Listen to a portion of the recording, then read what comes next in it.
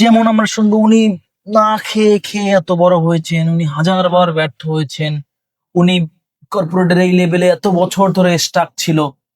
এইটা কি আসলে স্ট্যান্ডার্ডাইজ করতেছি কোনো কারণে?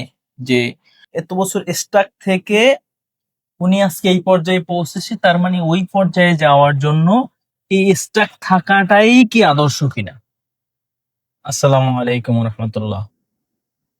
আমরা যারা কর্পোরেট সেক্টরে আছি বা বিজনেস করার চিন্তা করতেছি বা বিজনেস স্টার্ট আপ নিচ্ছি, একইভাবে জীবনের যখন আমরা ক্যারিয়ারের কথা বলি, সেই ক্যারিয়ার গড়তে গিয়ে যখন আমরা কোনো বিপদের সম্মুখীন হই বা কোনো ফল্টি সিচুয়েশনে পড়ি, তখন আমাদেরকে আমাদের আশেপাশের মানুষজন, জ্ঞানী ব্যক্তিবর্গ, তারা খুব বেশিরভাগ সময়ই মোটিভেশন দেন যে অমুক ব্যক্তিকে দেখেছেন, তিনি এত এত প্রবলেম ফেস করেই তারপরে ওই জায়গায় গিয়ে পৌঁছাইছেন।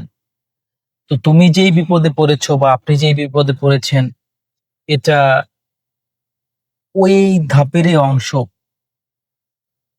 মানে অ্যাকচুয়ালি ব্যাপারটা কি তাই?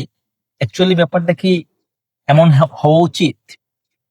যেমন আমরা শুনবো উনি না খেয়ে খেয়ে এত বড় হয়েছেন, উনি হাজারবার ব্যর্থ হয়েছেন, উনি কর্পোরেটের এই লেভেলে এত বছর ধরে স্টাক ছিল। এইটা কি আসলে স্ট্যান্ডার্ডাইজ করতেছি কোনো কারণে? যে এত বছর স্টাক থেকে উনি আজকে এই পর্যায়ে পৌঁছেছে, তার মানে ওই পর্যায়ে যাওয়ার জন্য এই স্টাক থাকাটাই কি আদর্শ কিনা? এখানেই আমার দ্বিমতটা।